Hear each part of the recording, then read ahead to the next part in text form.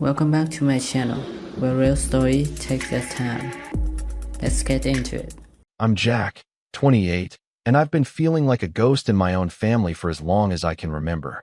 Growing up, my parents always made it painfully obvious who the favorite was, and it wasn't me. My younger brother, Kyle, has been treated like he's some sort of golden child from the moment he was born, and I guess I was supposed to just accept that my achievements, my hard work, and even my dreams were somehow less important because I didn't have a family of my own yet. It's funny because I actually do have a family. My life isn't empty, but apparently, in their eyes, not being married with kids makes me invisible. Or maybe just expendable. The latest incident happened over what should have been a routine family dinner. My dad, in his usual pompous tone, had the gall to lay it all out in front of everyone. "Jack, you're too young to understand, but your brother deserves the inheritance. He has a family. He has responsibilities. You'll have your time someday." Everyone nodded. Everyone agreed. My Aunt Lisa even smiled at him like he was some kind of visionary. I felt my stomach twist, half with frustration and half with this dull, familiar pain that always comes when my family talks about me like I'm a guest in my own home. I stayed quiet, sipping my water, pretending I didn't hear them. But inside, I was boiling. Every word felt like a slap. The way my father phrased it, my brother's life mattered more than mine. My accomplishments, my struggles, my late nights working to save money for my own apartment, nothing counted. It was like I had to watch from the sidelines as everyone celebrated Kyle for just being married and having 2 kids. My Aunt Lisa leaned forward, eyes glinting with curiosity, clearly waiting for me to show some sort of gratitude or at least acknowledgement. But I didn't. Instead, I opened my laptop. I wanted to keep calm, wanted to appear casual, like I wasn't about to throw a wrench into their perfect little moral hierarchy. But inside, I had a plan forming. A plan to make them realize that the way they've treated me, the way they've underestimated me, would have consequences. The screen lit up my face, casting a pale glow as my fingers hovered over the keyboard. "Interesting you mention family," I muttered under my breath, just loud enough for my brother to hear. His smug grin faltered slightly, and I knew I had his attention. "Because here's something you might not remember about your last inheritance." The room fell quiet. My dad's eyebrows shot up. Aunt Lisa leaned closer, peering at the screen with a frown. Kyle's confident posture wavered for a second, as if sensing that the narrative they had built around him, the perfect son, the deserving one, might be about to crack. I kept my tone calm, deliberate, letting the tension hang in the air. I didn't yell, didn't accuse, didn't plead. I just clicked, and suddenly, a series of images and documents filled the screen. Proof of how Kyle had squandered his last inheritance on a series of reckless investments, risky purchases, and a few questionable business ventures that had lost him more money than I'd ever seen him earn. There was a pause, just long enough for the silence to press on everyone's chest. Aunt Lisa's hand hovered near her mouth, eyes widening as she scrolled through the evidence. My dad opened his mouth, probably ready to try and save face, but I raised a finger, signaling him to hold. "You all mentioned family, right?" I said, my voice steady, almost casual, though my pulse was racing. "Let's talk about how Kyle treated his family responsibilities the last time he was entrusted with something important." I watched as disbelief slowly replaced confidence across the table. Kyle's eyes darted from me to the screen, then back to my dad, trying to find some support, some excuse. But the proof was undeniable. Receipts, contracts, even photos of the events that led to him losing a significant portion of his inheritance. They all told the story that my family had somehow missed. The irony was almost delicious. All those lectures about responsibility, all the times they compared me unfavorably to him, all the nods and approving smiles at his maturity and family sense, they were staring at a man who had mismanaged what he'd been given, while the so-called invisible son had been quietly building his own life, responsibly and independently. Aunt Lisa finally spoke, her voice tight with tension. "Jack, where did you get these?" Her eyes flicked nervously between me and Kyle. My dad's hands clenched around his fork, knuckles white, and for the first time in years, I saw hesitation in his eyes. Kyle's mouth opened, closed, opened again, as if trying to come up with an explanation, but none came. I leaned back, letting the moment stretch. I didn't need to say more. I had planted the seed. The look on their faces was confirmation enough that the perfect narrative they had built around Kyle, the one where I was unworthy, invisible, and undeserving, was crumbling. I don't know if they realized it yet, but this was just the beginning. They might have thought they could dismiss me, overlook my achievements, and heap praise on my brother while treating me like an afterthought. But now, the tables were subtly turning. I wasn't going to ruin anyone in a tantrum, and I wasn't going to beg for recognition. I had something better, the truth, undeniable and painfully visible, sitting right in front of them on a screen. And as I sat there, watching my father's smug confidence falter, I realized something else. This wasn't just about money or inheritance. It was about acknowledgement, about finally being seen in a family that had spent decades pretending I didn't matter. I had their attention now, and I intended to make the most of it. Slowly, deliberately, I closed my laptop, letting the click echo in the tense silence. "Well," I said lightly. "Interesting to see how family responsibilities can play out differently depending on the person, isn't it?" No one said anything at first. The weight of the evidence lingered in the air like a storm ready to break. Kyle's lips twitched, probably trying to find a way to salvage his image. My dad's jaw tightened, and Aunt Lisa's eyes narrowed as she glanced at me, a mix of suspicion and unease. And that's when I knew. The family dinner had just shifted from a polite, obligatory gathering to the beginning of something much larger. Something that I would carefully orchestrate. Something they would never forget. I didn't yell, I didn't cry, and I didn't lose control. I just let them stew in the reality I'd laid before them. And as I quietly sipped my water, pretending to be calm, I felt a thrill of satisfaction. The first seed of doubt had been planted, and from here, the story was only going to get more complicated. They had underestimated me for years, assumed I was naive, assumed I would accept my lesser role without question. But now, they were going to see that the invisible son had been quietly watching, quietly planning, and quietly waiting for the right moment to challenge everything they thought they knew. I smiled faintly, letting my expression be calm, almost innocent. But inside, my mind was racing with possibilities. There would be conversations, confrontations, and probably some very awkward family gatherings in the future. Kyle would squirm, my dad would fume, and Aunt Lisa, well, she would probably try to play peacemaker, but I could already tell she would be on edge. And the best part? I hadn't even begun my real move yet. This dinner was just the setup. As I pushed back my chair, preparing to leave the table with a casual grace, I glanced at my brother one last time. His confident posture had vanished, replaced by a tight, controlled tension that betrayed how rattled he actually was. My dad avoided my gaze completely, staring down at his plate as if he could will the embarrassment away. Aunt Lisa's sharp eyes lingered on me, and I knew she was already asking herself how she had failed to see this coming. And in that quiet, charged moment, I realized something crucial. The story my family had written about me, the story where I was insignificant, unworthy, and invisible, was about to be rewritten. I didn't need to raise my voice, make a scene, or beg for respect. All I needed was patience, strategy, and a little bit of their own arrogance working against them. After that dinner, things didn't just simmer down, they boiled over. It was as if the little crack I had created in their carefully constructed family narrative had enraged them, though they couldn't openly admit it. The next few weeks were unbearable, a combination of passive-aggressive remarks, cold shoulders, and thinly veiled lectures disguised as concern. Every interaction became a minefield, and my own house, where I usually felt safe, started to feel like a refuge I had to retreat to more often. The favoritism toward Kyle intensified almost immediately. It was subtle at first, Dad asking Kyle for advice about investments, praising him in conversations with friends, or sending him texts about family matters before even bothering to mention them to me. Then it escalated. During a weekend family barbecue, my father handed Kyle a brand new car key with a grin, saying, "For someone with responsibilities, unlike some of us." My stomach turned, my hands clenched, but I forced a smile and congratulated him. I felt the humiliation wrap around me like a thick fog as everyone else cheered and my father patted Kyle on the back.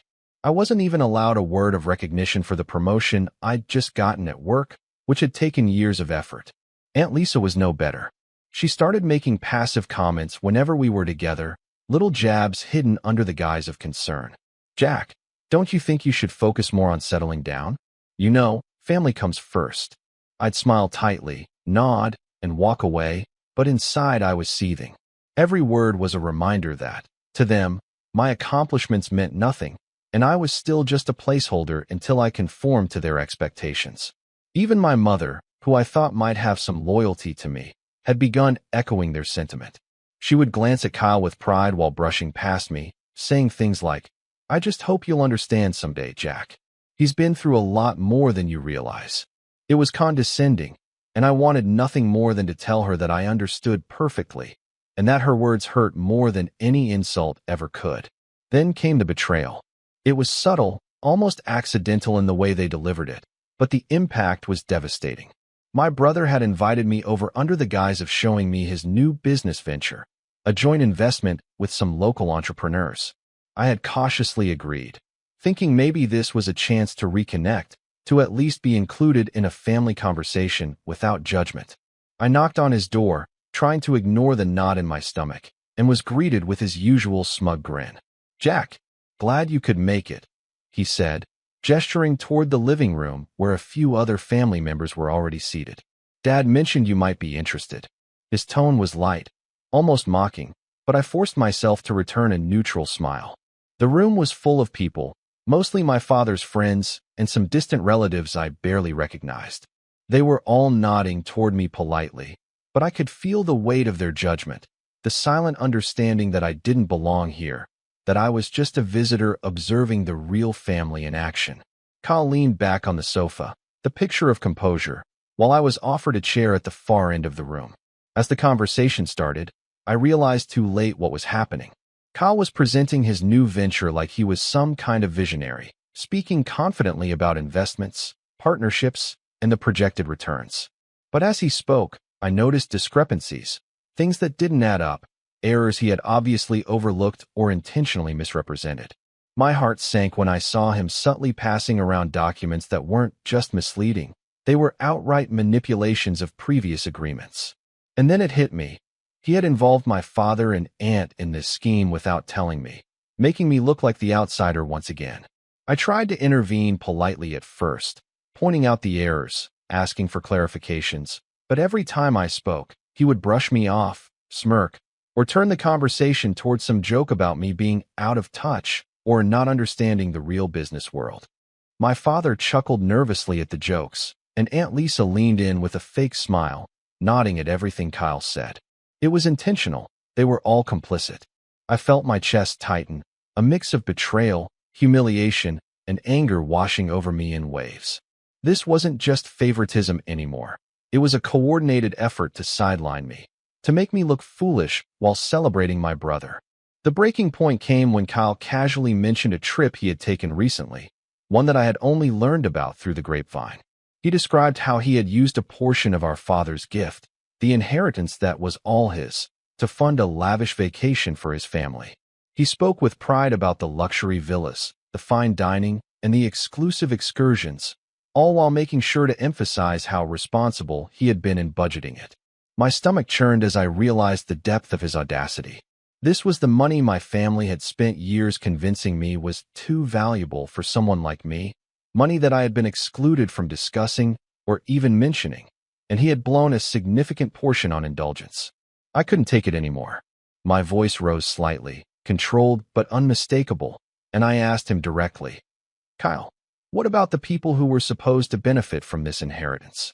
The extended family, the charity fund Dad mentioned last year? Did they get any of this?" The room went silent. Kyle froze, his confident mask slipping for just a fraction of a second before he recovered with a laugh. "Oh, come on, Jack. That's old news. It's not like anyone really needed it, and we're all better off this way." He shrugged, as if dismissing the responsibility entirely. My father's face went pale, and Aunt Lisa's hand flew to her mouth. It was one thing for Kyle to look foolish on his own. It was another for him to openly disregard the family's expectations in front of everyone, especially while including me in the room. And the worst part? They weren't defending me. None of them were. I realized, with a sinking feeling, that I wasn't just excluded from the conversation. I was actively being undermined, humiliated, and erased. I wanted to lash out, to scream, to make them see the injustice, but I held it together. My heart pounded in my chest. My hands trembled slightly, but I forced myself to take a deep breath and sit back, letting the weight of my fury simmer. I could feel the anger coiling inside me like a spring, ready to be released at the right moment. This wasn't about childish revenge anymore. It was about reclaiming my place in a family that had spent years pretending I didn't matter. After the meeting, I walked home in a daze, replaying every interaction, every smug grin, every dismissive comment. I realized that this was bigger than I thought. It wasn't just favoritism. It was a coordinated effort to maintain a hierarchy where Kyle was untouchable and I was expendable. My father had literally declared my inheritance off limits. My aunt had nodded in agreement, and my brother had shamelessly misused the money while keeping me in the dark. By the time I reached my apartment, I knew I couldn't let this go. I wasn't going to confront them in anger, not yet. That would only make me predictable, easy to dismiss. No, I needed a plan. I needed to make them see the consequences of underestimating me, of treating me as if I didn't belong. And more than that, I needed them to understand that I had been watching all along, quietly, patiently, and with a sharp memory for every slight, every insult, every deliberate exclusion. I sat at my desk and opened my laptop again, the familiar glow illuminating my determined face. I started gathering evidence, making careful notes, and tracing back every instance of favoritism, mismanagement, and hypocrisy. I wasn't going to act recklessly. I needed strategy, patience, and precision. This wasn't about immediate satisfaction. It was about making sure they couldn't ignore me again. As the night deepened, I leaned back in my chair and allowed myself a small, private smile. They thought they could dismiss me, humiliate me, and keep me in the background forever. But now I knew the truth. The scales were beginning to tip. The breaking point had arrived, and I could feel it in my bones. Everything that had happened, the favoritism, the snide remarks, the exclusion, the betrayal, had led me here. I was no longer just the ignored son. I was someone who had seen the whole picture, someone who had the patience and cunning to turn it to my advantage. The days after that dinner and Kyle's betrayal felt heavier than anything I had experienced in a long time. I went through the motions at work, but my mind kept replaying the scene over and over. The smug way Kyle had dismissed my questions, the forced smiles of my parents, Aunt Lisa's silent complicity. Every time I thought about it, I felt this mix of rage and hurt that refused to subside. It wasn't just the money. It was the principle, the years of subtle and not-so-subtle messages that I didn't matter, that I would always be second, that my life, my choices, my hard work, none of it would ever be enough to earn the respect I deserved. I think that was the lowest point. The realization that the people I had trusted the most, the people who were supposed to love me unconditionally, had actively sided against me. I couldn't even turn to my mother for support anymore. She had started echoing their opinions about Kyle being more responsible and family-oriented, and I knew she genuinely believed it.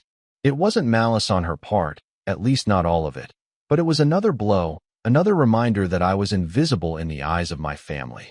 I had nowhere to go, no one to lean on, and no outlet for my frustration that wouldn't be dismissed as whining or jealousy.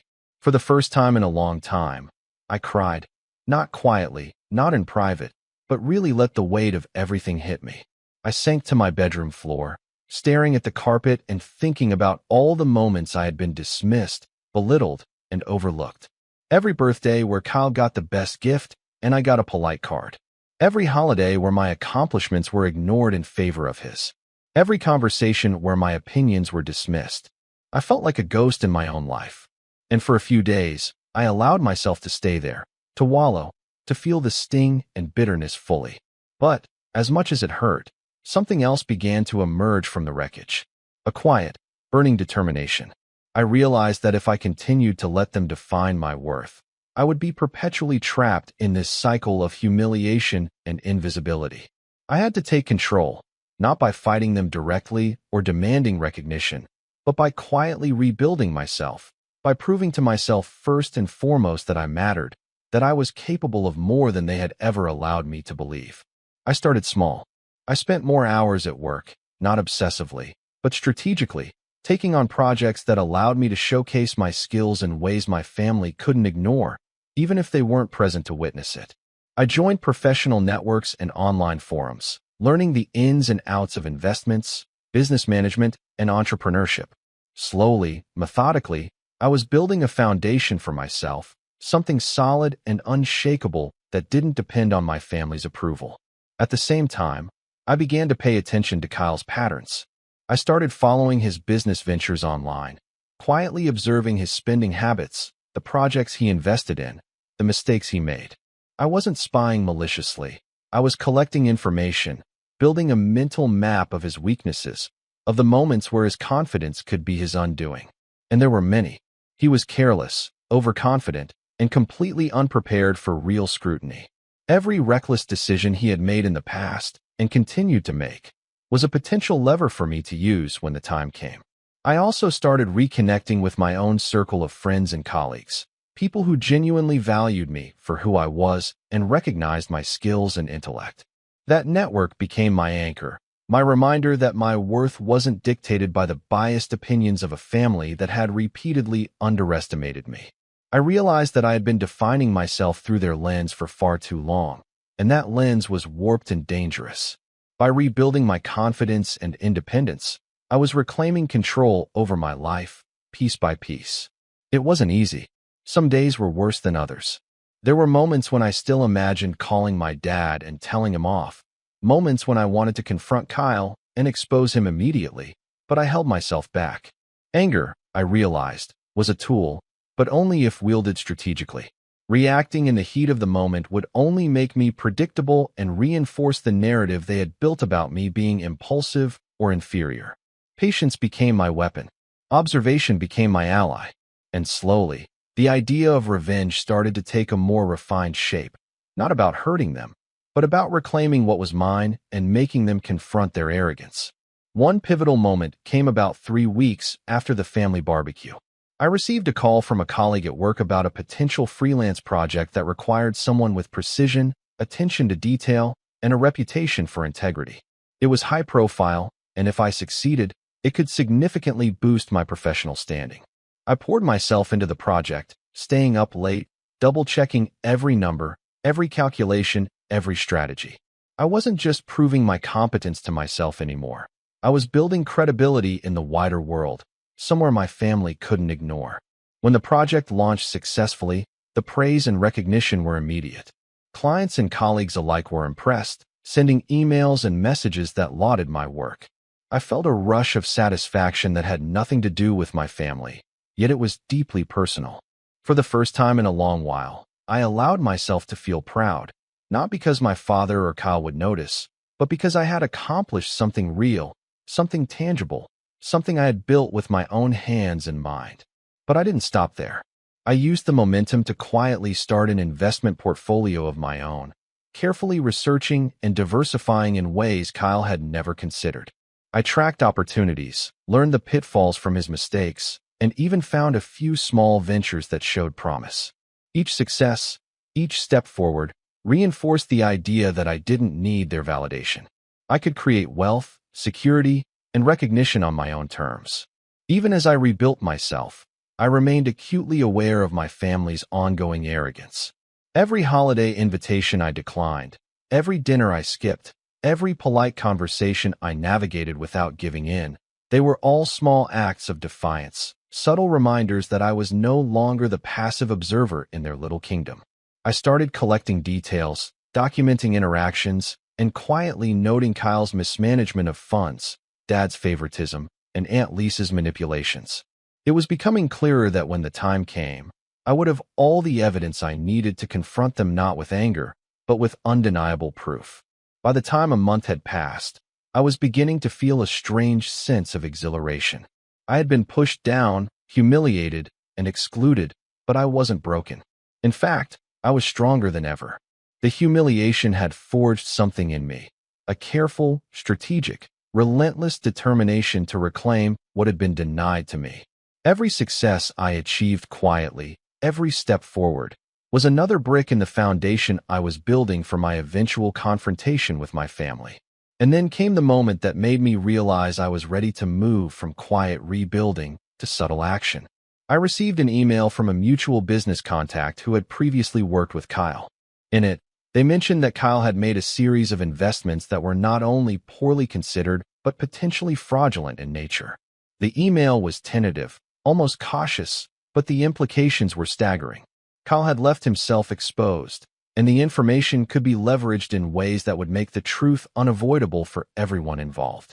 I leaned back in my chair, staring at the screen, my mind already racing through possibilities. The pieces were falling into place. My rebuilding had not only restored my confidence and independence, it had positioned me perfectly to turn the tables. Kyle's recklessness, combined with my strategic patience, could be used to expose him without me ever having to appear aggressive or desperate. It would be precise, calculated, and devastatingly effective. And in that moment, I realized something fundamental. This wasn't just about revenge anymore. It was about justice, about reclaiming my life and my worth from people who had spent decades telling me I didn't matter. The humiliation, the favoritism, the betrayal, they had all been fuel. And now that fuel was powering a plan that was quietly, meticulously, taking shape.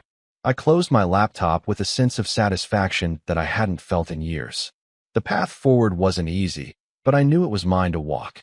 I would rise from the shadows, from the quiet pain and the subtle contempt, and when the time came, I would make them see that the sun they dismissed, the invisible one, was not only present but unstoppable. The thing about finally having a plan is that it changes the way you breathe. For months I'd been treading water, hurt, angry, rebuilding, but without a direction. Once I had that email mentioning Kyle's questionable investments and the pile of receipts and documents I'd already collected, everything snapped into focus. Revenge, in the way I wanted it, wasn't going to be a messy blow-up or a dramatic public meltdown. It would be surgical. It would be undeniable. It would force them to confront facts, not feelings. And for the first time in my life, the idea of making them squirm for having written me out felt almost clean, empowering, necessary. I started with logistics. I turned a spare shelf in my apartment into a command center, folders, color-coded tabs, a notebook with neat columns labeled date/event/evidence/witness/possible leverage. I created a timeline of every significant family interaction over the last 5 years, who said what, when the inheritance had been discussed, which relatives had been excluded from conversations, and where Kyle's spending spikes lined up with his so-called business activities. I printed emails, saved screenshots, and scanned old photos. Every piece felt like a tile in a mosaic that, when assembled, would form an image they couldn't argue with. Gathering allies wasn't about recruiting an army. It was about quiet alliances and credibility. I reached out to 2 people I trusted implicitly. Lena, an old friend who now worked in compliance for a mid-sized bank, and Omar, a former college roommate who had gone on to become a paralegal. Both of them had seen me at my lowest and knew how calm I could be when I needed to be.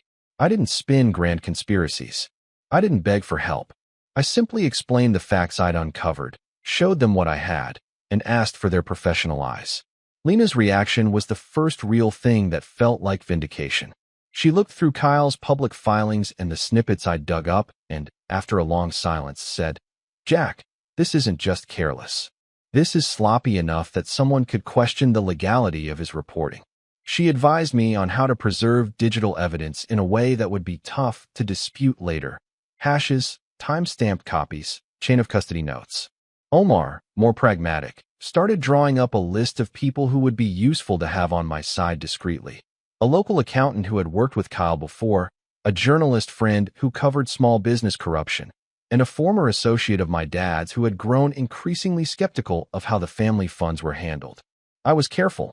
I didn't want the family to sense the net being woven. For all their arrogance, they were perceptive when it came to any threat that smelled like drama. So everything was done in whispers, in emails that had nothing in them but attachments and dates, in phone calls taken on my walk home from work. I learned how to talk like someone who was calm because they were composed, not because they were hiding panic. Which, in a way, I was. But it was a controlled panic. purposeful, focused, and getting stronger every day. Parallel to building my evidence base, I began a campaign of small strategic moves designed to put pressure on Kyle's public persona. I didn't spread rumors. I didn't forge documents. I simply started letting the world around him show his cracks in a way that would be hard to pin on me. At networking events, I asked pointed questions about transparency that made him shift in his seat. I posted articles about ethical investing on my professional social feeds, with measured comments about due diligence. Nothing accusatory, just enough to nudge people who followed both of us to reconsider what they thought. I quietly made sure my contacts who had business dealings with him received my revised resume and portfolio, not to steal clients, but so that the market would start to recognize me as someone who could be trusted where he could not. My father, predictably, remained both oblivious and reactive. He sent the occasional passive text, "Are you coming to Sunday?" which I ignored or delayed. He tried to draw me back in with calls about trivial family updates, as if nothing had changed. I let him. Keeping him comfortable made the eventual reveal hit harder. The calmer the environment, the more stunned they'd be when the dam broke. Aunt Lisa, who fancied herself the family's moral arbiter, did the rounds with other relatives, spreading versions of the narrative that portrayed me as sulking and unstable. She didn't know I'd invited an outsider, a woman named Claire, an accountant I'd met through Omar, to casually cross-check one of Kyle's recent business summaries at a family brunch I'd accepted an invite to attend. Claire was professional and discreet. She agreed to attend under the pretense of being an old friend visiting town. Her presence would be useful later, but for now she was simply another eye. The most delicate piece was preparing for the emotional warfare. They'd try to gaslight me, guilt me, or paint me as vengeful. It's what families like mine do when someone dares to challenge the status quo. I rehearsed responses. I practiced the art of the calm delivery in front of a mirror. Let them talk, listen with a nonchalant face, and then place one fact on the table. Don't wave your arms. Don't shout. Let the evidence speak. Let them argue against documentation if they must. It'll only make them look defensive. My notebook became littered with phrases like, "I thought you should know. I pulled these records, and isn't it strange that?" Simple sentences, surgical in their effect. At work, I pushed my profile higher without making it look contrived. I volunteered to lead a transparency audit on a small joint venture. Nothing to do with family, everything to do with reputation. It gave me plausible credibility should anyone ask why I cared about documentation and oversight. It also provided the perfect cover. My expertise on governance would make it natural for me to ask questions in family meetings about Kyle's investment performance, appearing curious rather than accusatory. The more I cultivated this professional facade, the more comfortable I felt moving in the circles where Kyle had influence. If you can match their language, you steal their tools. I also found tiny psychological levers to pull. Kyle loved to be seen as generous and family first. He lived off the aura of being a provider. I used that against him by praising him in front of others for small, inconsequential acts. "Nice of you to bring the kids a gift," I'd say, loud enough for his ego to swell. People would watch him preen. Then later I'd drop a neutral question about how that gift was funded. The result was always the same: defensiveness that led to careless admissions or, at least, tension. It's funny how arrogance makes people sloppy. The more they believe their own myths, the more likely they were to slip up. As I assembled the legal and financial puzzle pieces, I also started to think about timing.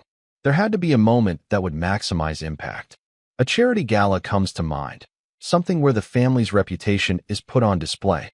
I noted dates of local events, fundraisers, and community meetings where my family was often in the spotlight. If I could time a reveal around one of those public-facing nights, the shame would reverberate beyond the living room.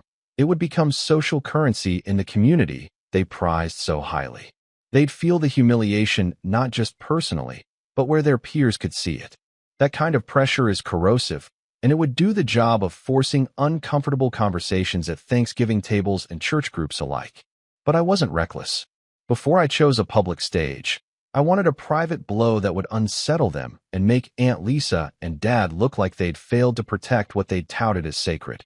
A personal betrayal, something that would crack the veneer of family unity. I started keeping a folder labeled private, a collection of emails and receipts tying Kyle's investments to questionable vendors, and a ledger of how much of the inheritance had been diverted to personal luxuries. There were photographic proofs, hotel reservations with names, invoices for high-end purchases, and messages he'd carelessly sent about covering the difference when one of his projects went belly up. Each piece was a contradiction of the story he loved to tell, that he was responsible, that he managed money for the good of the family. The more I dug, the more I realized how open a target he was. He'd signed contracts with vague clauses, he'd entrusted funds to people I could track, and, crucially, he'd bragged to the exact people who could corroborate his missteps, friends who turned into witnesses if I needed them to. I made discreet calls. I asked pointed questions. I never hinted at what I was building. People were forthcoming. Arrogance invites confession. The ledger started to swell. At the same time, I staged small acts of detachment that would look meaningful when the reveal happened. I declined to host family events. I stopped attending the Sunday dinners where they discussed Kyle's latest vision. I sent text replies that were measured and slightly distant. Sounds like a good plan. Let me know how it goes. It annoyed Dad. It flummoxed Aunt Lisa. Most importantly, it changed the optics. When the time came, I would not look like the desperate sibling trying to drag someone down. I'd be the calm one, the one who had quietly cataloged truth. There were nights I lay awake, thinking of consequences. What if my father disowned me? What if they accused me of fabrication? What if Kyle's pride turned into something darker? I thought of the lonely nights, the emotional cost, the friends who'd be dragged in. But the anger that had once felt raw and destructive had transformed into something colder and more precise. I wasn't trying to punish for punishment's sake. I was trying to correct a narrative that had been weaponized against me my entire life. This was a reclamation, an act of setting the story straight. If the truth cost them their illusions, so be it. As I tightened the net, I began to test their reactions in calibrated ways. A cousin I'd always been close to, Elise, sent me a passive message about Kyle's brave decisions. I responded with a neutral, "Is he seeing a financial advisor for that?" The message thread ended awkwardly.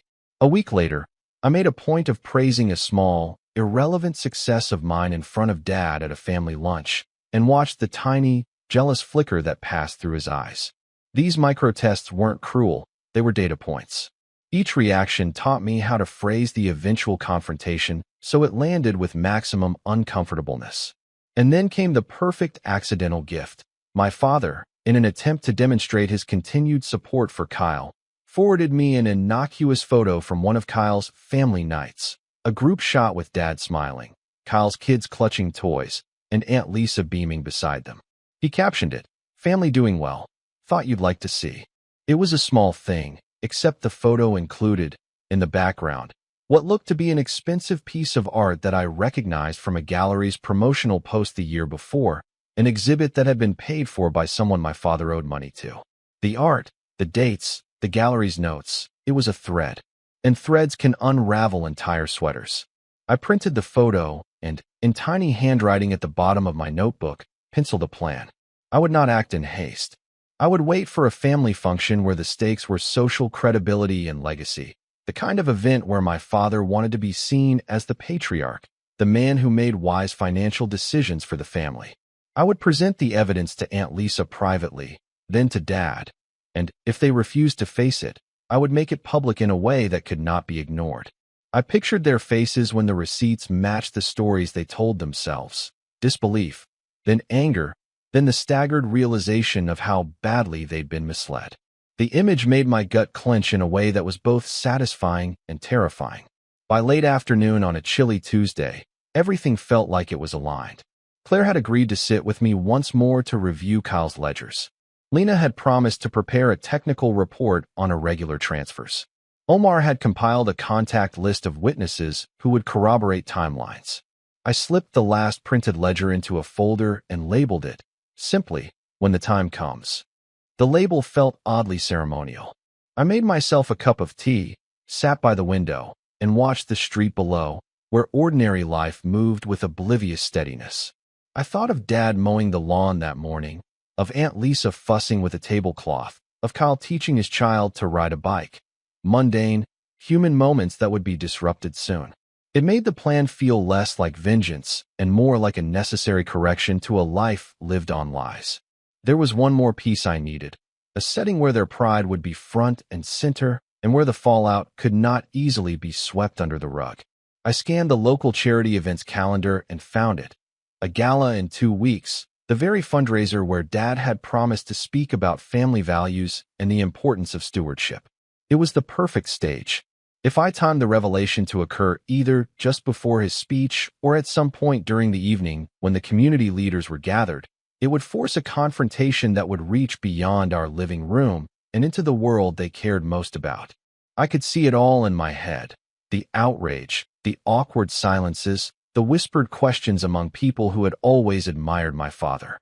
The humiliation would be public, startling, and, importantly, difficult to refute quickly. But doing it there also carried risk. If I made a misstep, if the evidence had a gap, the backlash would be severe. My reputation could be ruined as quickly as theirs. And that thought made my hands tremble slightly as I closed the folder. I lit a candle and sat with the weight of what I had built. This was no longer just about proving a point. It was about forcing change in a family that had become comfortable telling itself a story that wasn't true. For better or worse, the next move would alter everything. I felt a pang for the mother who sincerely believed what she'd been told, for the cousins who loved the family uncritically. But I also felt a hard, bright certainty. I had reached the point of no return. The plan was in motion, the allies were ready, and the stage was set. The gala was 2 Fridays away. I could hold it. I could wait. I could sharpen each piece of evidence until there was no frayed edge to be grabbed for a defense. I could rehearse the delivery, the nonchalance, the calm. I poured the rest of my tea and, with a steady hand, slid the "when the time comes" folder into the top drawer of my desk and closed it. For the first time in months, I slept without constant dread, but the dream that night was a fractured collage of banquet halls, whispered conspiracies, and the sound of Dad's polite applause at the wrong moment. Morning came with a strange hush. My phone buzzed, an invitation reminder from Aunt Lisa about the gala. Her message was cheery, oblivious. "Can't wait to see you there, Jack. Dress nice." I stared at the text, the screen reflecting my face like a mirror of intent. I typed, then deleted, then typed again, "I'll be there." I hit send. It was the easiest lie I'd told in months, and the one that felt the most honest. I had agreed to be present for the show, and now all that remained was deciding exactly when to pull the curtain back. The plan sat quiet in the drawer like a sleeping animal, and I knew waking it would change everything. I poured another cup of coffee, looked at myself in the kettle's reflection, and realized how calm I was, how coldly certain. The family believed they were the authors of the narrative. They were about to find out I'd been keeping detailed notes. Somewhere between the second cup and packing my briefcase for work, Claire emailed, "I've got the accounts reconciled. Available to meet Wednesday evening. Lena will have the technical summary." Omar added a short line, "Witness list ready. We should coordinate the sequence." My chest tightened in a way that felt like a starting pistol. I closed my laptop, slid the folder back into the drawer, and then, on a small, irrational impulse, picked up the old family photo from the mantel. Dad with his arm around Kyle at some graduation, Aunt Lisa smiling in the background. For a second the image pierced me with a nostalgic ache. These were my people, messy and flawed and human. But the ache was different now. It was not pity. It was a recognition that I'd spent years shrinking to fit into their story. Tomorrow, I thought, the shrinking would stop. The gala was in 2 weeks. The countdown began, and with each day, the pieces would come closer to aligning. I felt strangely calm as I walked out the door. The plan had a momentum of its own now. All I could do was keep adding small calibrations, double-check the ledgers, ensure witness availability, confirm Claire's attendance, and wait for the night where truth would demand center stage. As I locked my apartment and headed down the stairs, my phone buzzed again. It was a single text from Kyle, "See you Friday. Don't be weird." I smiled despite myself. He had no idea how accurate that text was about to be. I typed a reply, casual and cool. Wouldn't dream of it. Then I hit send and kept walking, the city swallowing my steps as the plan, once quiet and private, began its slow, deliberate walk toward daylight. The drawer clicked shut behind me. and in that small sound I heard the beginning of a reckoning. The night of the gala, I felt the same strange mixture of anticipation and calm that had carried me through the previous weeks. The city glittered outside the hall's tall windows, the lights reflecting like tiny sparks of the storm I had been quietly brewing. I arrived early, deliberately, dressed sharply but not ostentatiously, carrying only my briefcase. Inside were the compiled documents, the reconciled ledgers, the witness list, and Claire's notes. Every piece had been meticulously verified. Nothing could be dismissed as hearsay or emotion. Everything was fact.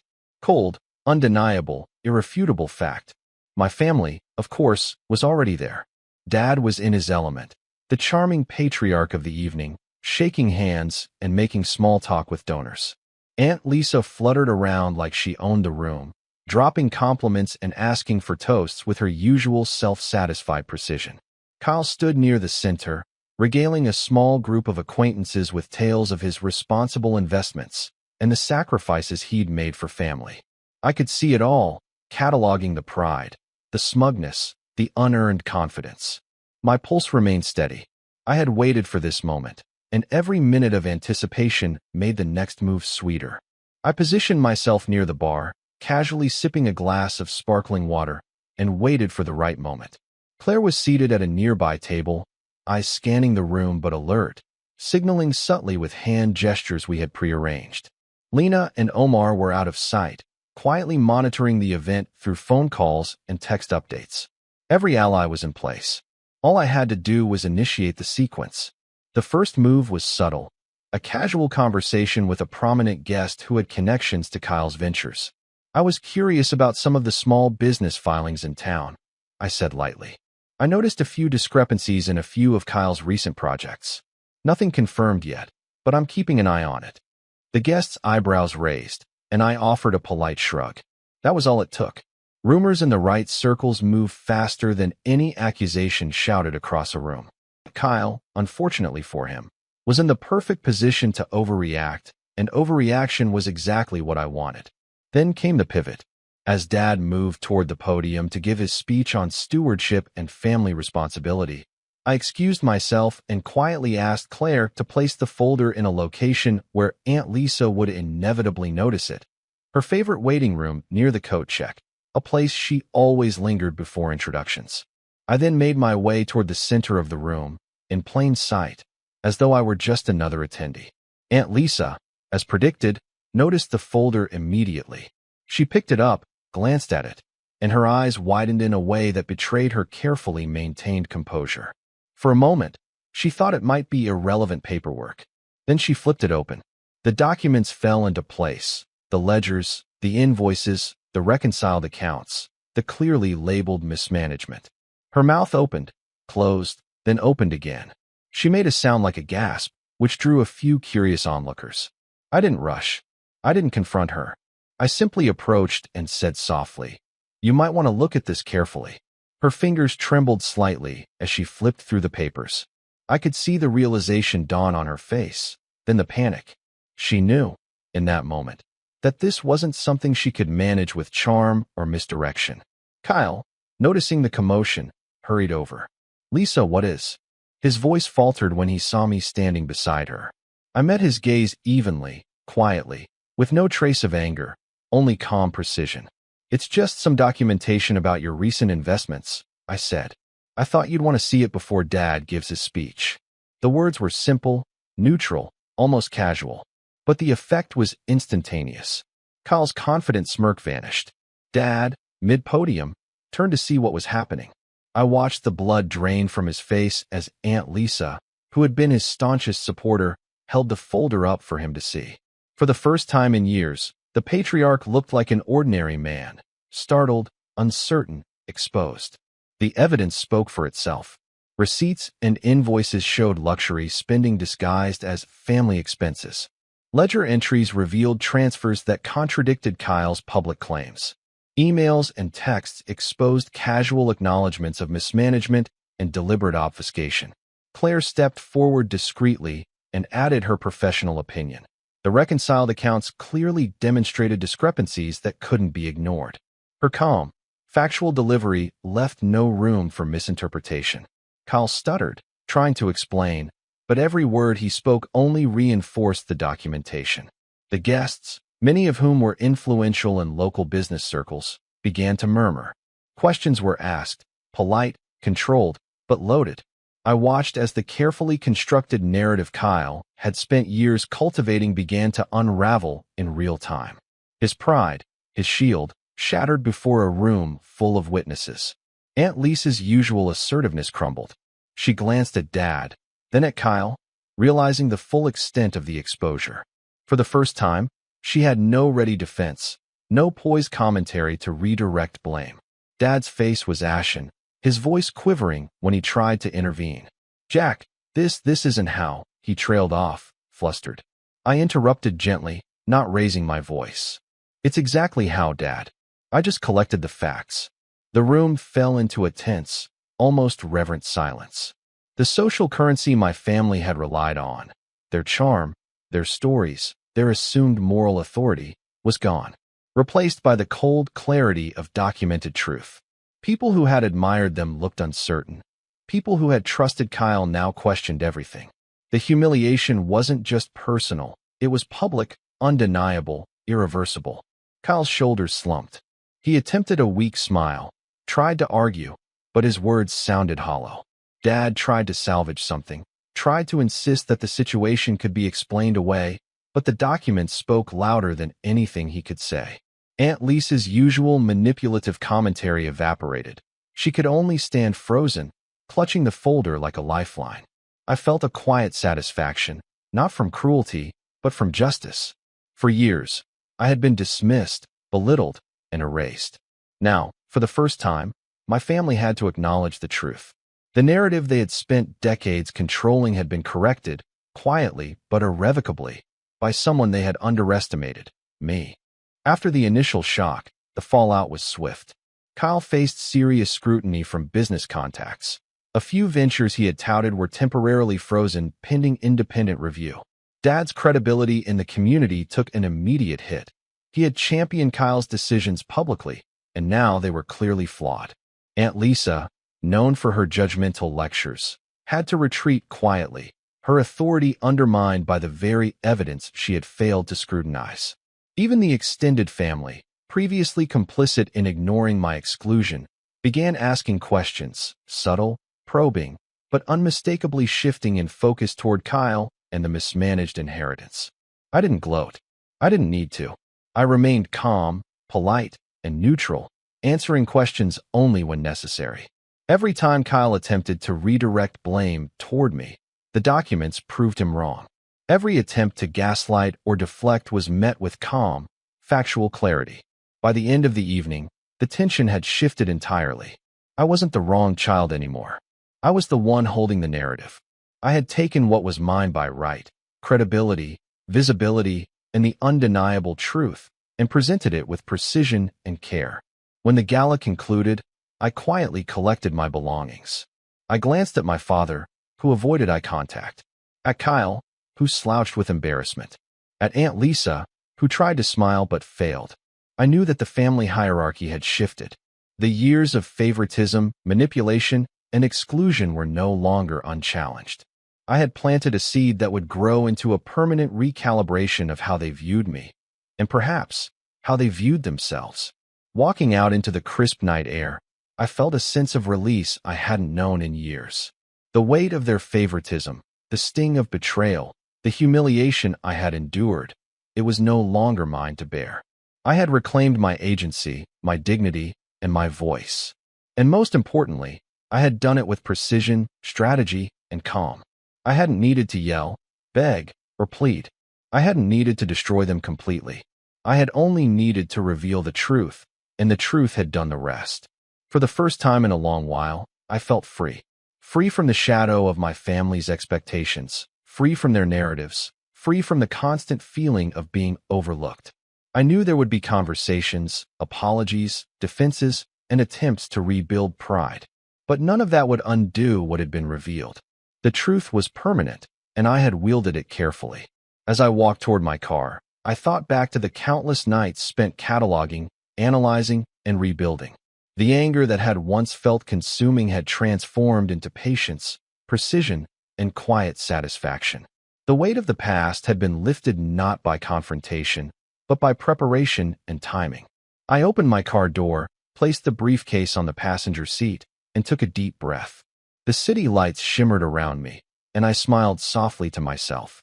For the first time, I realized that reclaiming one's power didn't have to be loud or dramatic. It could be quiet, methodical, and undeniably effective.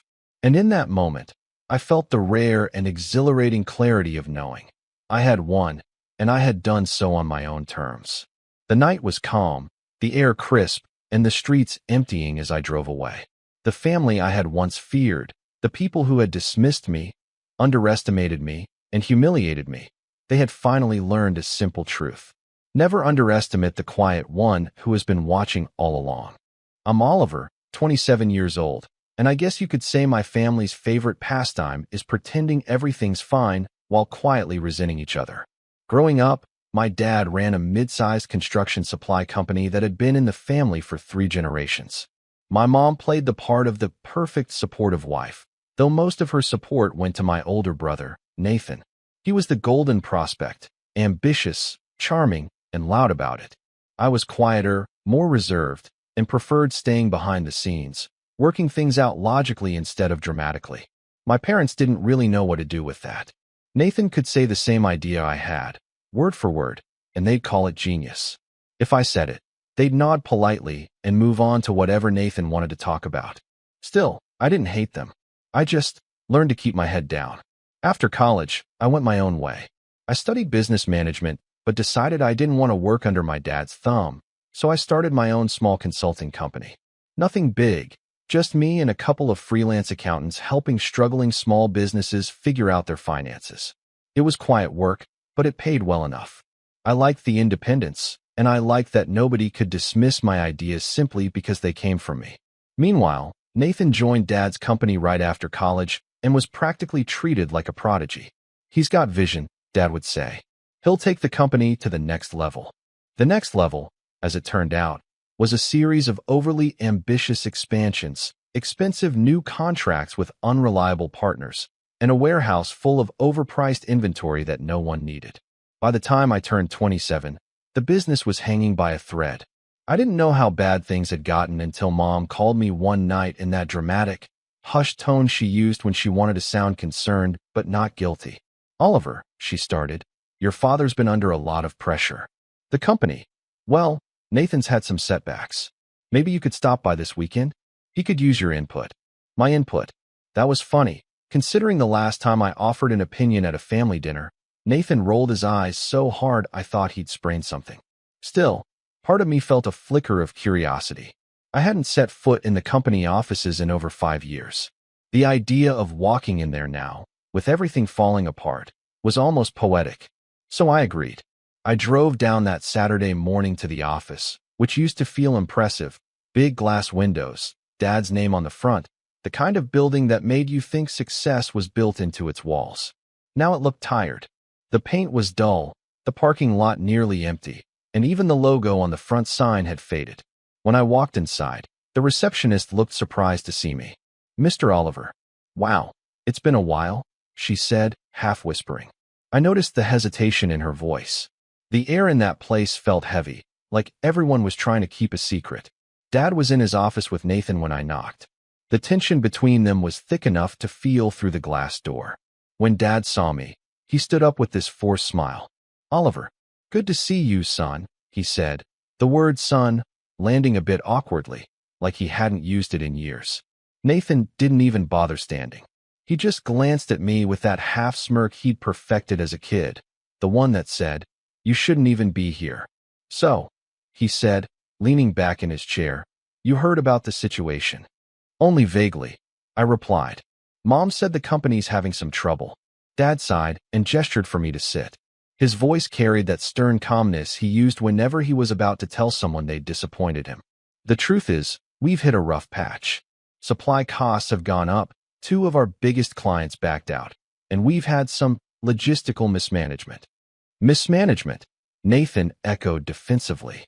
"You mean unexpected setbacks? The market's unpredictable."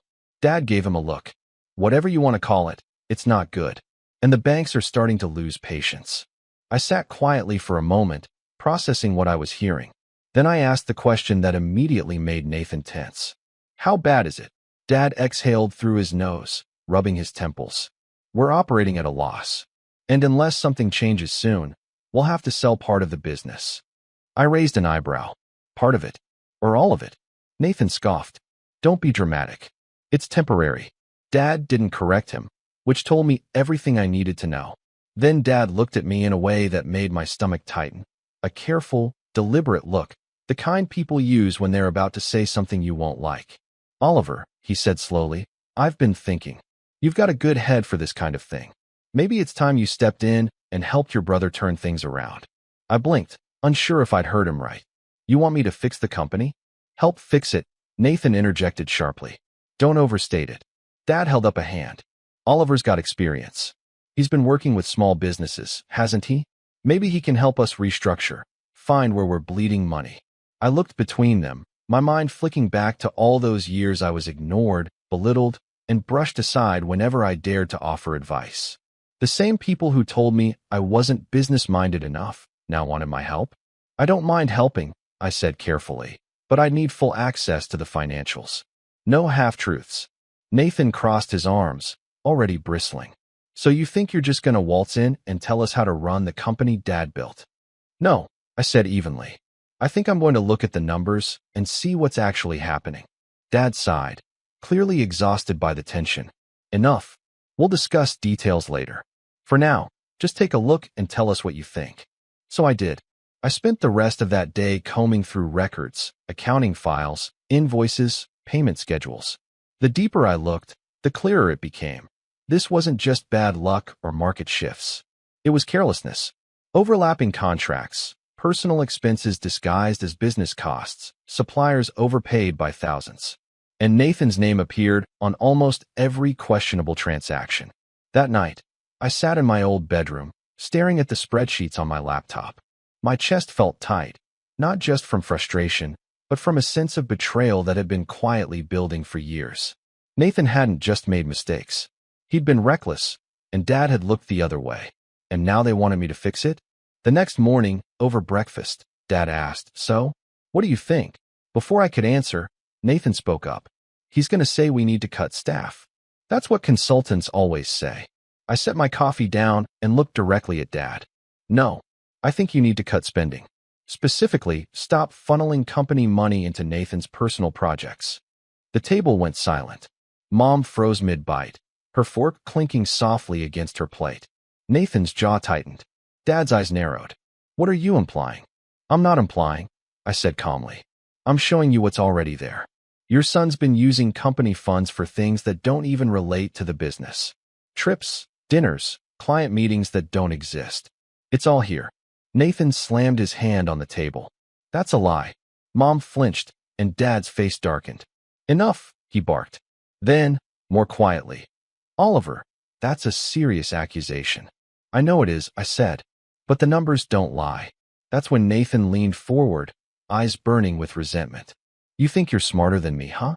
You think because you read a few spreadsheets you understand how things work? You've never carried the weight of this business like I have. I could feel my pulse quicken. The years of quiet insults, the dismissals, the patronizing tone, it all bubbled up. Maybe that's the problem, I said. You've been carrying it instead of managing it. And now it's collapsing. Dad stood abruptly, his expression unreadable. That's enough for today, he said. We'll revisit this conversation tomorrow. I left soon after, driving back home with my thoughts spinning. The entire drive, I couldn't shake the feeling that this was just the beginning of something bigger, that they weren't going to take my warning seriously. I didn't know it yet, but that conversation would set off a chain of events that would change everything. The next time I sat across from my family in that office, things wouldn't just be tense. They'd be explosive. And it all started with that one line I never forgot. Dad's voice calm, cold, and certain. You'll handle this one, Oliver. It's your turn to fix the business. I didn't sleep much after that weekend. Every time I closed my eyes, I saw the look on Nathan's face, that arrogant disbelief, as if I'd just insulted his entire existence by suggesting he was wrong. And Dad's reaction had been worse. He hadn't defended me, hadn't asked for proof, hadn't even looked at the numbers himself. He just shut down the conversation like he always did when things got uncomfortable. That was his pattern. When Nathan messed up, Dad called it a learning experience. When I messed up, it was a disappointment. Still, I went back the following week because part of me, the foolish, loyal part, wanted to believe that maybe, just maybe, things could still be salvaged. Maybe if I worked hard enough, they'd finally see that I wasn't the failure they always assumed I'd be. When I arrived Monday morning, the office was buzzing with quiet tension. I could feel eyes on me as I walked in. The receptionist avoided my gaze, which was unusual. She'd always been kind to me. I reached Dad's office, but before I could knock, I heard raised voices inside. Nathan's voice, sharp and defensive. "I'm telling you, he's exaggerating. You think I'd risk the company over a few business dinners?" Dad's voice came next, lower but stern. "He had receipts, Nathan. Real numbers. You can't just ignore that." I waited for a moment, debating whether to walk away or go in, but before I could decide, the door swung open. Nathan nearly bumped into me, his expression sour. "You just love playing the hero, don't you?" he hissed under his breath. "Come to save the family from the big bad brother?" I didn't respond. He brushed past me, shoulders stiff, and stormed down the hall. Dad looked up from his desk. He seemed older that day, shoulders slumped, eyes tired. "Oliver," he said, motioning for me to sit. "We need to talk." I sat across from him, waiting. "I went through the accounts," he said after a long pause. "You were right. There are inconsistencies. But Nathan insists some of those expenses were legitimate. He claims he was entertaining potential investors. Then where are the contracts?" I asked. Dad frowned. "That's what I asked him." He leaned back, exhaling slowly. "He couldn't provide any. Said they fell through." I bit the inside of my cheek, trying to stay calm. "Dad, he's been misusing company funds. You can't just brush this off again." "I'm not brushing it off," he said sharply. "But he's my son, your brother." That hit a nerve. "I'm your son too," I said quietly. He looked away. "You always take things personally, Oliver." I wanted to laugh at that. Personally, my father had just told me that the same man who'd nearly tanked his company still deserved endless understanding because he happened to be the older son, the leader, the future. That conversation ended the same way it always did, with me leaving his office feeling like the ground beneath me was crumbling. Over the next few weeks, I kept coming back. I worked late nights, poring over reports, cutting unnecessary expenses, calling suppliers to renegotiate contracts. Slowly, the numbers started improving. For the first time in months, the company wasn't bleeding money. You'd think that would have earned me some appreciation. But instead, Nathan grew more hostile. He'd make snide comments in front of the staff, little digs meant to humiliate me. "Don't mind my brother," he'd say to one of the employees. "He's the spreadsheet guy, doesn't really understand how real business works." Or he'd roll his eyes whenever I made a suggestion. "Here we go again. Mr. Numbers thinks he's in charge." The worst part was watching everyone pretend not to notice. My parents, the employees, even the managers I helped save from layoffs, all just smiled tightly and looked away. No one wanted to get in the middle of it. Then one Friday evening, I stayed late to finish a report when I overheard something that made my blood run cold. Nathan was in the conference room with one of Dad's oldest clients, Mr. Lawson, a man whose business accounted for nearly 30% of our revenue. I didn't mean to eavesdrop, but their voices carried through the half-open door. "I can assure you, Mr. Lawson," Nathan said smoothly, "the restructuring plan is all under control. We're securing new funding from an investor next week. My brother's handling the paperwork, but I'm overseeing everything personally." My stomach dropped. "What funding? What investor?" Lawson's voice was cautious. "You mean Oliver? He's been handling my account." "Yes, but you know how he is," Nathan said with a laugh. "Good with details, not so great with vision. I'm making sure things move in the right direction." I clenched my jaw, quietly stepping back before they saw me. If I confronted him there, in front of a client, it would only make things worse. But I knew right then that Nathan wasn't just trying to discredit me.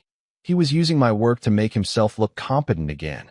That night, I drove home in silence, gripping the steering wheel so hard my knuckles ached. I'd been patient. I'd bitten my tongue for years. but I could feel something shifting inside me, a quiet anger, steady and deliberate. The next morning, I arrived at the office earlier than usual. I went through every contract, every communication I'd sent, every update Nathan had signed off on. And then I found it. A new proposal submitted under his name, but written entirely in my words. He'd literally copied my report, changed the author line, and sent it to a potential investor as his own. It was dated 2 days ago. That was the breaking point. I printed both versions, mine and his, and marched straight into Dad's office. He looked surprised to see me so early. "Oliver, what's going on?" I dropped the papers on his desk. This is what's going on." He picked them up, frowning, flipping through the pages. "I don't understand. Look at the timestamps. Look at the file names. He stole my work, changed the name, and sent it to an investor as his own. That's fraud, Dad. You can't just ignore this." Before he could respond, the office door opened. Nathan walked in, looking perfectly calm. I was hoping we'd all be here," he said with that insufferable smirk. "I was just about to tell you about the proposal." Dad turned to him. "Oliver says you copied his work." Nathan didn't even flinch. "Copied? No, I used it. There's a difference. We're family. We share ideas. It's not like he owns the concept of restructuring." My voice trembled slightly, but I held my ground. It wasn't a shared idea. It was my entire proposal, word for word. Nathan shrugged. "And it's a good proposal. You should be flattered." "That did it." "Flattered?" I said, my voice rising despite myself. "You've spent years treating me like I'm beneath you, and now you're stealing my work and calling it collaboration? I'm the reason this company hasn't completely imploded, Nathan. You're the reason it almost did." Dad stood, his face turning red. "Enough. Both of you." Nathan turned on me with that condescending tone he'd perfected over the years. "You think Dad's going to take your side? Please. You've always been the backup plan, Oliver. The spare." I felt something in me snap, not loudly, not violently, but quietly, like a thin rope finally giving way under too much strain. Dad looked between us, clearly torn. "Nathan, if what Oliver's saying is true, this isn't acceptable." Nathan scoffed. "Oh, come on. You really think you didn't plan this? He's jealous, Dad. He's been waiting for a chance to make me look bad." I looked straight at my father. "You can check the metadata yourself. The files don't lie." But instead of doing that, he just sighed heavily and rubbed his temples. "I can't deal with this right now. I have a meeting in 10 minutes. That was it. That was all he said. No decision, no accountability, just avoidance. Nathan smirked, brushing past me as if I were invisible. "Told you," he muttered under his breath. I stood there stunned. After everything, all the work I'd done, all the hours I'd spent trying to save the company they'd built, my own father still couldn't stand up for me. I left that office without saying another word. Drove home, sat in my car for nearly an hour, just staring at the dashboard while everything settled in. It wasn't just about the company anymore. It was about years of being dismissed, underestimated, and replaced in my own family story. And as much as it hurt, that was the moment something inside me hardened. I realized I wasn't going to keep trying to fix their mistakes, not without consequences. Because if they wanted me to handle things, I would. After that day, I didn't step foot in my father's office for a long while. I'd love to say I left with my head high and some grand plan for payback, but the truth was messier than that. I was furious, yes, but underneath that anger was something heavier, disappointment. Not just in my family, but in myself for ever believing I could fix them. For thinking if I just worked harder, if I just proved myself enough, they'd finally see me. The following week, I got an email from my mother, short, polite, and painfully cold. "Your father thinks it's best if you take some time away from the company while things settle. Nathan needs space to manage. No, thank you. No, we appreciate what you did." Just dismissal dressed in diplomacy. I stared at that email for a long time, rereading the words until they blurred. They'd chosen him. Again, even after I'd done everything right. I'd saved their business from collapsing, and they rewarded me by pushing me aside like an inconvenience. I didn't reply. For the first time in years, I felt completely empty. The days that followed were quiet, almost too quiet. My small apartment felt like a stranger's home. Cold coffee cups stacking up, unopened mail piling near the door, my laptop sitting untouched on the desk. I'd built my life around being useful, around solving problems, and now I didn't even know who I was without that. It wasn't until a week later that I got a call from one of the suppliers I'd helped during the restructuring. Her name was Maria, and she owned a mid-sized lumber business that had nearly gone under before I renegotiated her contract. "Oliver," she said, her voice soft but firm. "I heard what happened. Word gets around in this industry." I groaned, rubbing my forehead. "Let me guess, Nathan's spinning his version already?" She laughed lightly. "Of course. He's telling everyone the company's thriving thanks to his strategy." "Figures," I muttered. There was a pause on the line. "Listen, I know you're probably not interested in more business right now, but I could really use your help. My cousin's construction startup is bleeding money. He needs someone to look at the numbers." I told him about you. I hesitated. The last thing I wanted was to get dragged back into another mess. But I needed something, anything, to keep from drowning in my own thoughts. "Sure," I said finally. "Send me the details." That job became the first domino.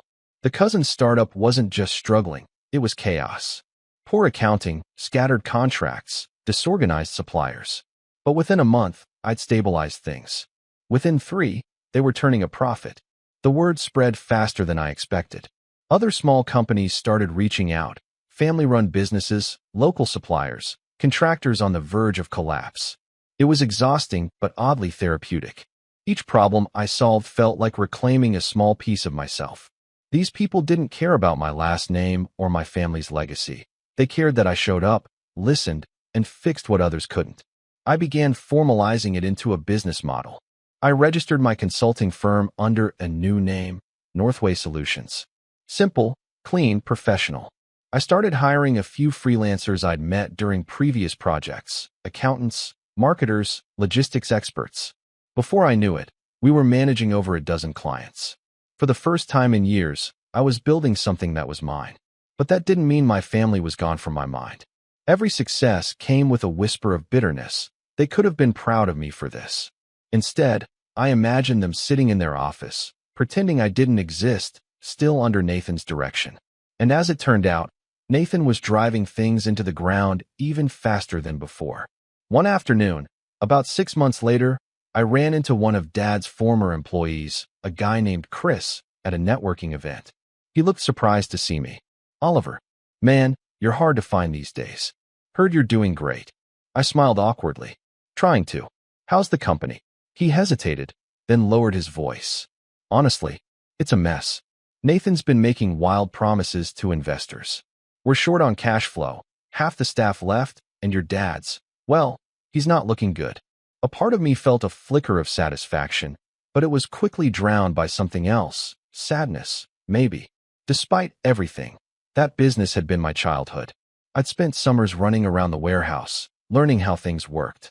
Hearing it was collapsing felt like watching an old house crumble. "Does my dad know how bad it is?" I asked. Chris shrugged. "He knows, but he's in denial. Thinks Nathan will turn it around." That line made me laugh quietly. It was like a curse. No matter how much evidence stacked against him, Nathan could do no wrong in their eyes. After that conversation, I didn't go looking for updates, but they found me anyway. Clients, suppliers, even competitors started mentioning it.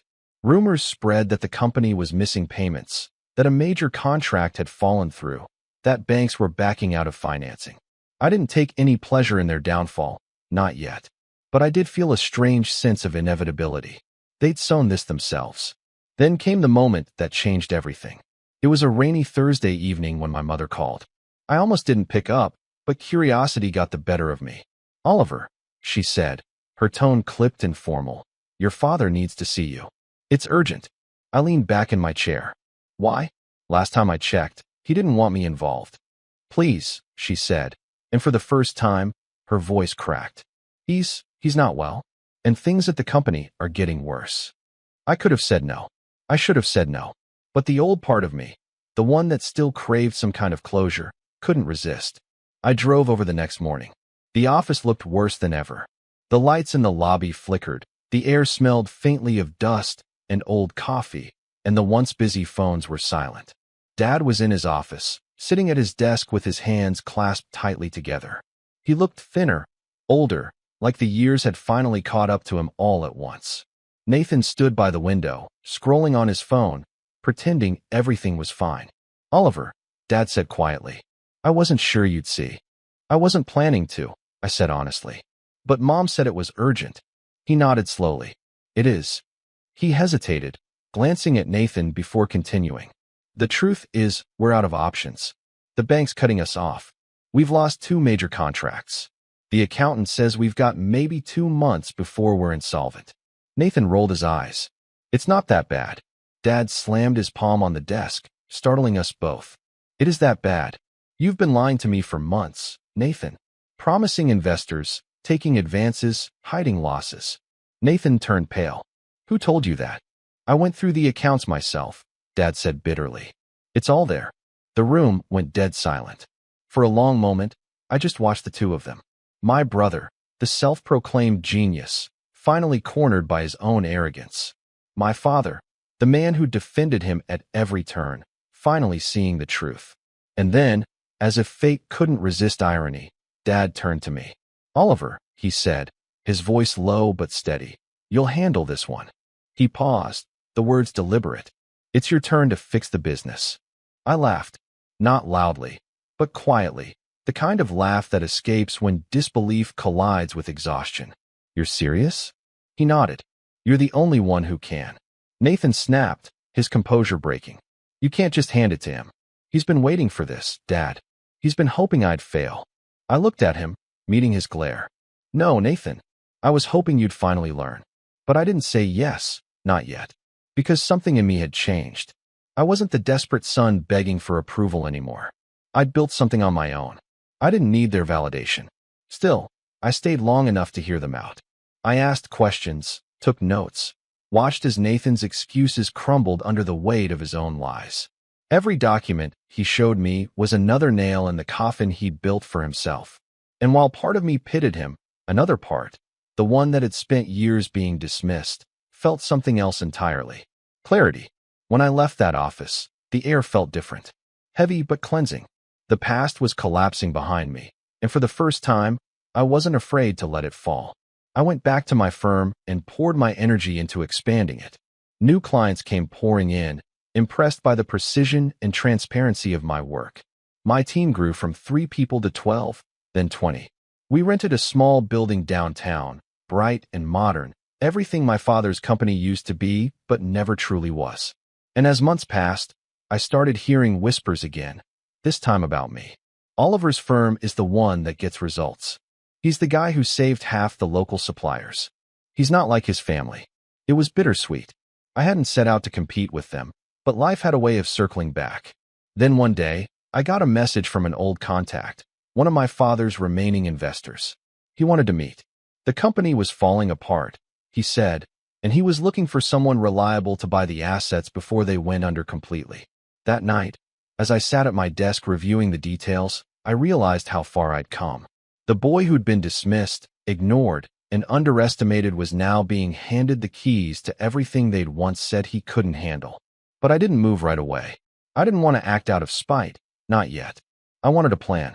Because if I was going to fix things this time, I wasn't going to just clean up their mess. I was going to rebuild it on my own terms. It's strange how silence can feel louder than any argument. After I left that night, the night of my father's ultimatum and my brother's smug smirk, the house I grew up in became nothing more than a collection of empty memories. I didn't look back. I didn't answer calls. And for the first few weeks, I walked around with this hollow ache, a mixture of humiliation and grief. Losing your family isn't like breaking up with someone. It's a dismantling of your identity. Every word they ever said, every gesture that once felt like love, you start to doubt all of it. I stayed in a cheap apartment at first. Bare walls, secondhand furniture, and a mattress on the floor. It wasn't much, but it was mine. No expectations. No guilt tripping. No condescending lectures.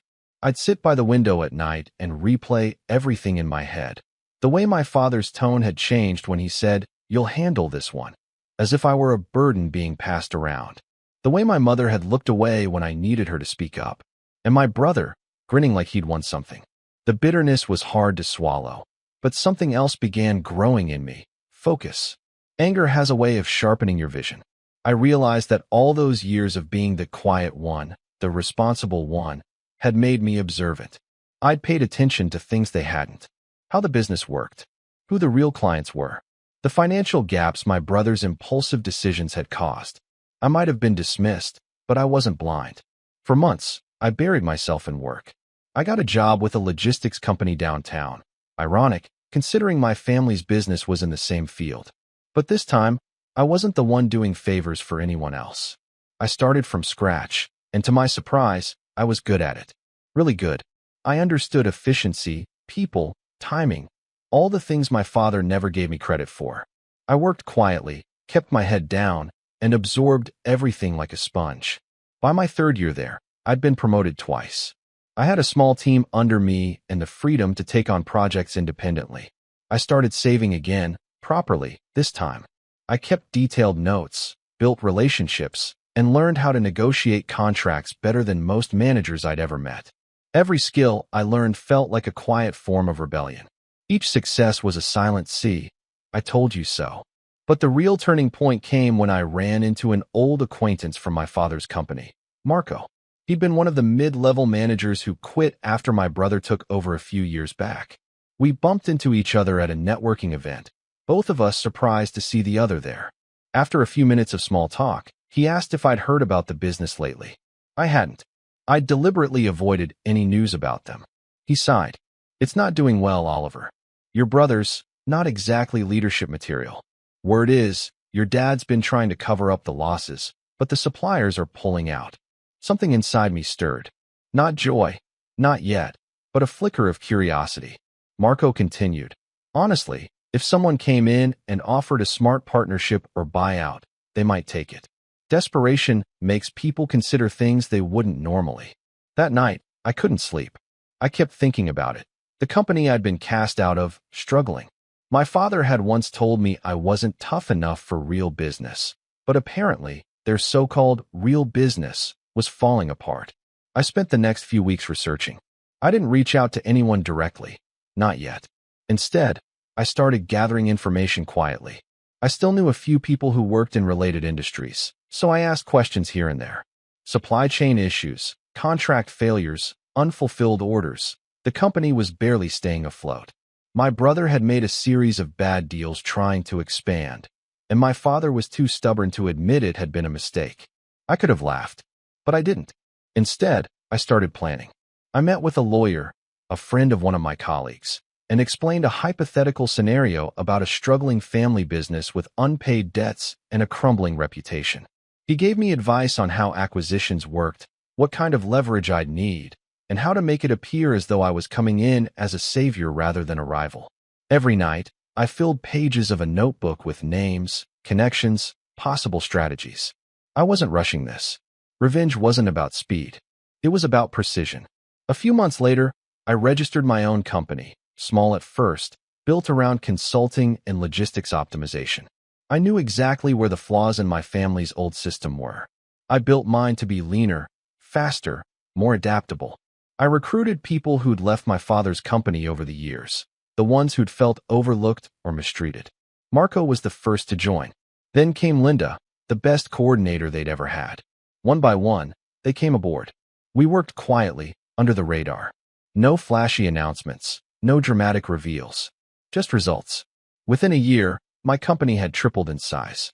I built partnerships with suppliers that my brother had driven away, and unlike him, I actually kept my word. We became reliable, efficient, everything my father's business used to be before pride and favoritism rotted it from the inside out. Then came the day I got a call from a number I hadn't seen in years. My father. I almost didn't answer, but curiosity won. "Oliver," he said, his voice low and surprisingly strained. I heard you started your own firm." "I did," I said calmly. "Good. Good for you." He paused, then sighed. "Listen, things haven't been easy here. The industry's been tough lately." I leaned back in my chair, letting him continue. "Your brother's been doing his best," he added, though it sounded forced. "But the market's unpredictable. We've lost a few clients." "I'm aware," I said. "It's hard out there. But that's business." He hesitated again. "Maybe we could talk sometime. See if there's a way to work together." For a moment, I didn't say anything. I wanted to laugh, but I kept my tone neutral. Sure, let's talk. We set up a meeting a week later.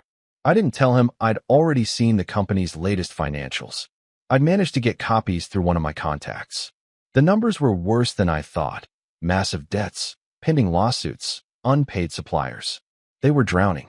When I walked into the conference room that day, both my father and brother were there. My father looked older, more tired. My brother, on the other hand, tried to maintain that same cocky smirk he'd worn years ago, but I could see the tension behind his eyes. "Oliver," my father said, forcing a smile. "It's good to see you." I nodded. "Likewise." We exchanged pleasantries before getting down to business. My father danced around the topic, but eventually, it became clear they needed help. A partner, an investor, something, and they wanted me. The irony was almost too much to bear. I listened carefully, pretending to consider it seriously. I asked questions, offered vague responses, and kept my real intentions hidden. When I left that meeting, I shook both their hands, smiling politely. But inside, I was already building the next phase of my plan. I wasn't just going to help. I was going to take back what they stole from me and make sure they understood exactly who they'd underestimated. It would take time, patience, strategy, but I'd learned that revenge, when done right, didn't need shouting or drama. It needed timing. And I was ready. As I stepped outside into the cool evening air, I couldn't help but think of the day my father had said those words. "You'll handle this one." This time, I really would, but not in the way he expected.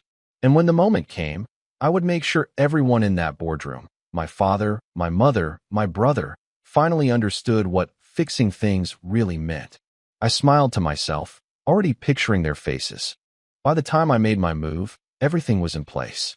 I'd spent months quietly building leverage, lining up allies, and preparing for the perfect timing. My own company, Northway Solutions, had grown beyond anything I could have imagined, and I had access to a network of suppliers, investors, and former employees of my father's company who trusted me implicitly. Meanwhile, the old family business was a fragile house of cards. Every bad deal Nathan had made, every unpaid invoice, every overextended contract was a weak point I knew how to exploit. It began with the shareholders. I reached out quietly, subtly reminding them of all the missed payments, the failed deals, and the declining revenue. They had been loyal to the company because of my father's reputation, but loyalty wanes when the money stops coming in. I didn't push aggressively. I simply provided the facts, documented and irrefutable. The shareholders started asking questions. Their tone was cautious at first, but soon it turned panicked. By the time Nathan realized what was happening, they were demanding immediate action, threatening to remove him from management if the losses continued. Next, I focused on the suppliers. I personally called several of the biggest ones, the ones Nathan had overpaid or ignored, and offered a deal that would pay them promptly, with full transparency, if they agreed to work with me as a partner or consultant. Every call, every meeting, was calculated. I didn't need to threaten. I just reminded them of the trust Nathan had squandered and the reliability I could provide.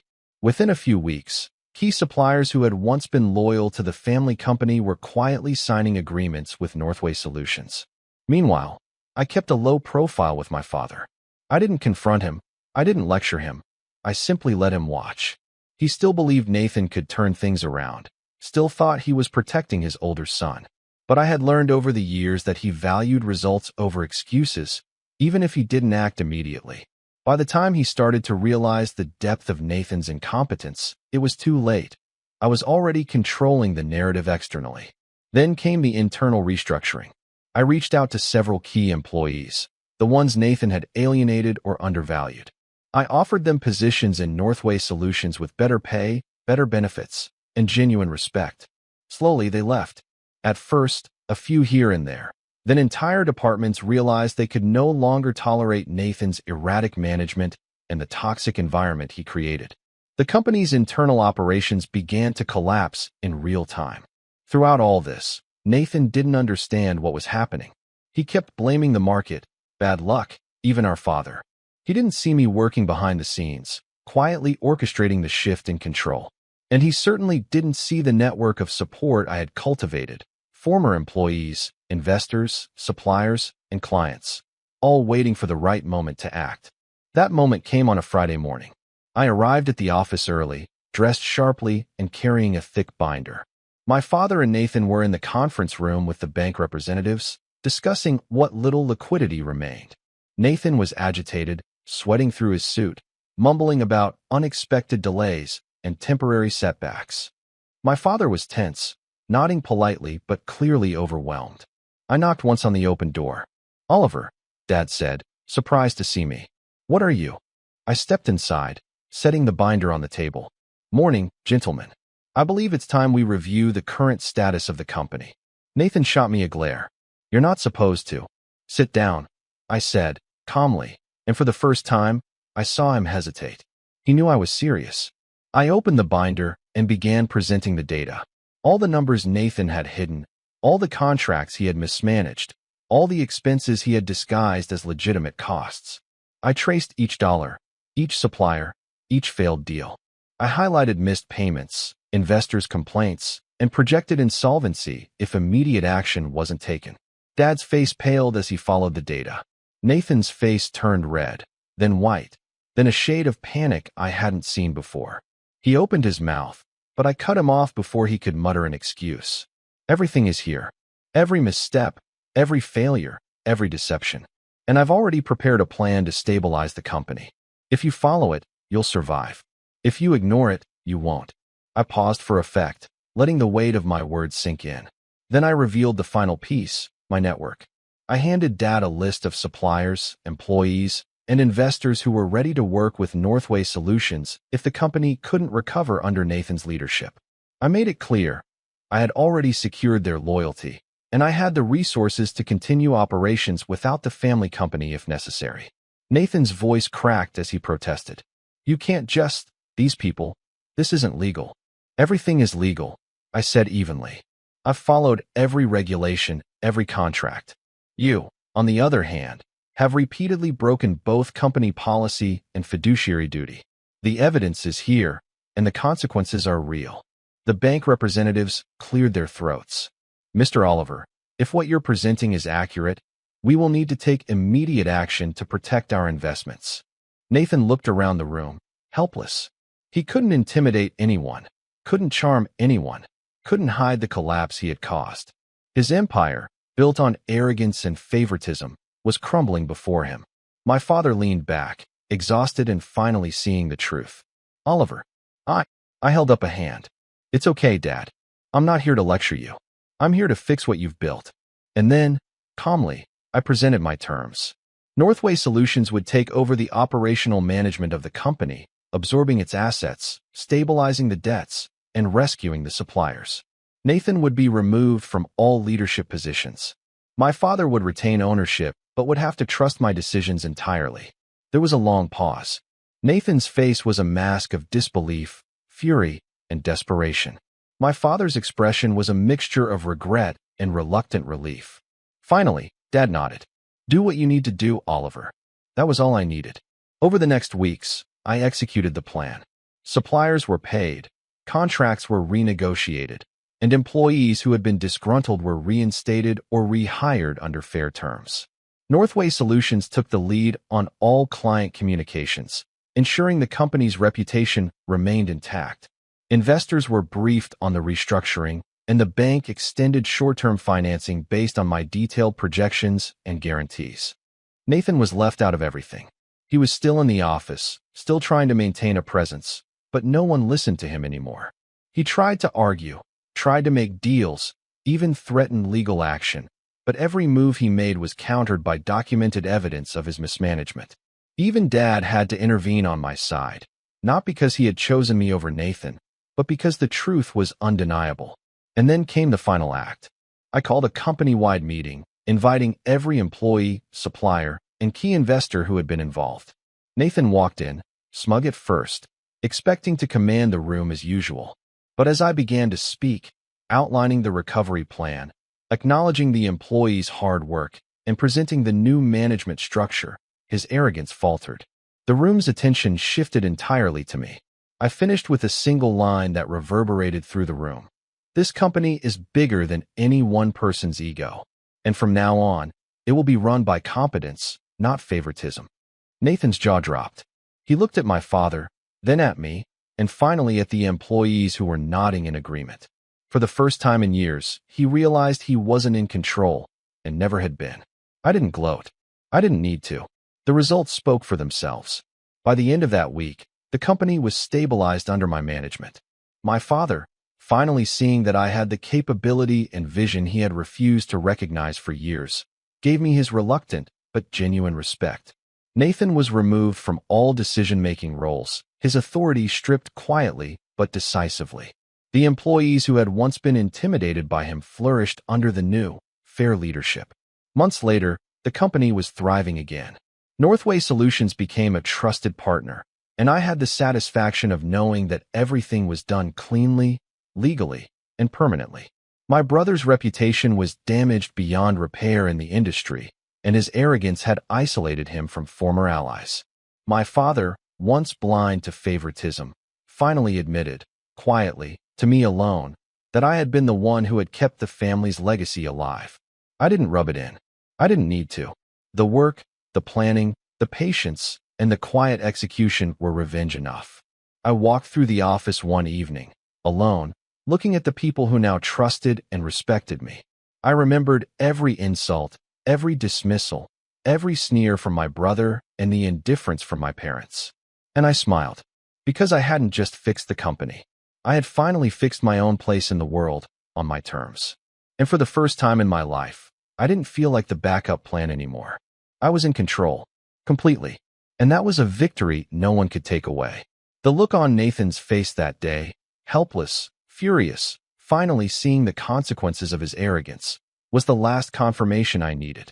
I had done what they all thought was impossible. I had turned the tables. And I had won.